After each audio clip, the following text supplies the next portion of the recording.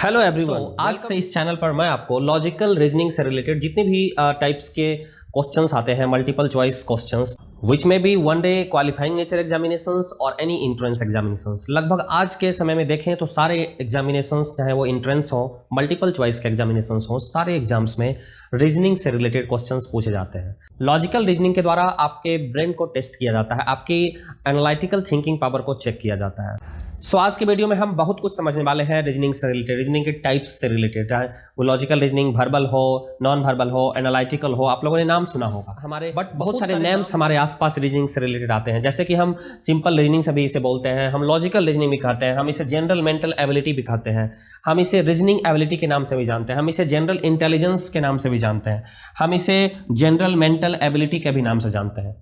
तो सबसे पहले हम समझ लेते हैं, बहुत कुछ समझना है आज के वीडियो में, लेकिन हमारा अभी पर्पस होगा एक छोटा सा पर्पस, जो कि फर्स्ट टाइमर स्टूडेंट्स हैं, जिन्हें कम से कम एटलीस्ट सबसे पहले आपको ये इन्फॉर्मेशन होना चाहिए what is basically reasoning, reasoning है क्या। सो रीजनिंग को बहुत छोटे वर्ड में हम लोग डिफाइन करते हैं। Reasoning is a process of thinking in A sensible way, natural way और लॉजिकल वे। मीनिंग जब हम किसी चीज़ों को सोचते हैं, जब हम किसी प्रॉब्लम्स का कंक्लूजन देख रहे होते हैं, प्रॉब्लम्स का सॉल्यूशन निकाल रहे होते हैं, तो सेंसिबल तरीके से हमारे सोचने की कैपेसिटी, नेचुरल तरीके से, लॉजिकल तरीके से कि क्या सही हो सकता है, क्या सही नहीं हो सकता है गिवन डेटा के आधार पर।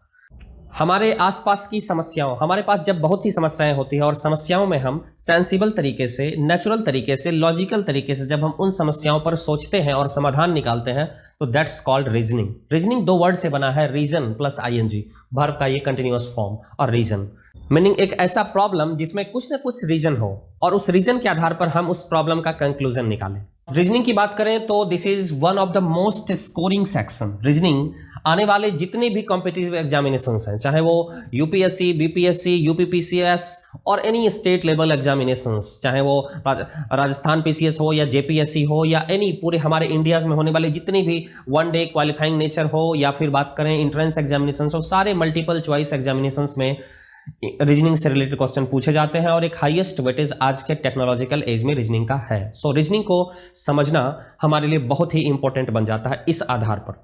रीजनिंग को बेसिकली हम दो पार्ट में बांटते हैं। So one part is verbal reasoning, one part जो हमारा है that is verbal reasoning, and second is non verbal. Second part जो हमारा होता है वो होता है नॉन वर्बल रीजनिंग, ठीक है, non verbal reasoning. So what is verbal reasoning and what is non verbal reasoning.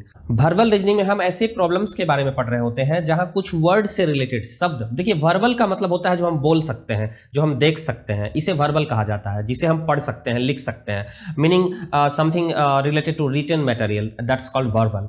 तो वर्बल रीजनिंग में हमें लिखित रूप से कुछ ऐसी समस्याएं दी गई होती है जिसके आधार पर हम कंक्लूजन निकाल रहे होते हैं, तो इसे हम वर्बल रीजनिंग कहेंगे। वर्बल में एनालिटिकल हो, फैक्चुअल हो, जैसे भी मैटर हो।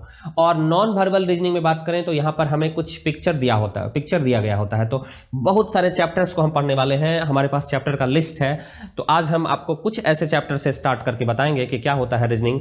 So everything will be cleared in incoming session. आने वाले सेशन में बहुत कुछ क्लियर किया जाएगा रीजनिंग से रिलेटेड, बहुत सारे चैप्टर्स को हम क्लियर करेंगे, जैसे कि अल्फाबेटिकल सीरीज हो, कोडिंग डिकोडिंग हो, डायरेक्शन एंड सेंस टेस्ट हो, डायरेक्शन डिस्टेंस हो, ब्लड रिलेशन हो, ऑर्डर एंड रैंकिंग हो, सीटिंग अरेंजमेंट हो, बहुत सारे ये कंटेंट हमारे पास है, जैसे कि पजल्स हो, data sufficiency, analogy, classification, series, cube, dice, route and network, time sequence formation, problem based on age, missing character, verification of truth, machine input, inequality, decision making, statement type, statement assertion, statement reason, बहुत सारी types के reasoning हो। Venn diagram को समझेंगे जो कि set theory में हम मैथमेटिक्स में भी पढ़ते हैं।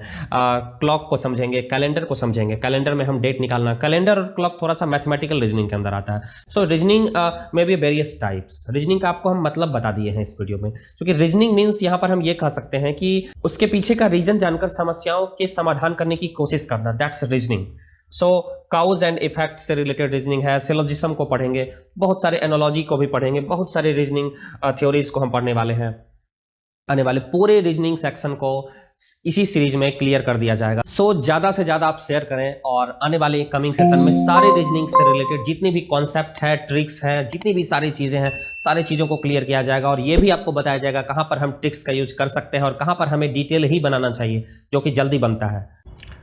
सो इसी तरीके से नॉन वर्बल रीजनिंग के अंदर हमारे पास बहुत सारे टॉपिक्स होंगे, जैसे कि सीरीज है, एनालॉजीज होगी, classification, image, paper cutting, folding, मतलब जितनी भी पिक्टोरियल चीजें हों, यानी वर्ड से रिलेटेड चीजों को नहीं पढ़ते हैं। यहाँ पर हम पिक्टोरियल, पिक्चर से रिलेटेड रीजनिंग को सॉल्व करते हैं। सो कंप्लीशन ऑफ फिगर, मतलब फिगर ही से रिलेटेड रीजनिंग होगा तो नॉन वर्बल कहेंगे। सबसे पहले तो हमारे कुछ स्टूडेंट्स को ये पता नहीं होती है कि नॉन वर्बल और वर्बल रीजनिंग कहते किस पर। तो अगर आप रीजनिंग नहीं जानते हैं तो सबसे पहले ये जान लें कि non verbal means related to picture, figure, ठीक है, figure counting, figure matrix, ETC. बहुत सारे टॉपिक्स हमारे पास होंगे नॉन वर्बल में और वर्बल में, जो आजकल के डिफरेंट टाइप ऑफ एग्जामिनेशंस में पूछे जाते हैं। सो बहुत सारे कॉन्सेप्ट्स को क्लियर किया जाएगा। आज चूंकि ये फर्स्ट सेशन है तो हम यहाँ पर कोशिश कर रहे हैं ज़्यादा से ज़्यादा आपको बेसिक समझाने का।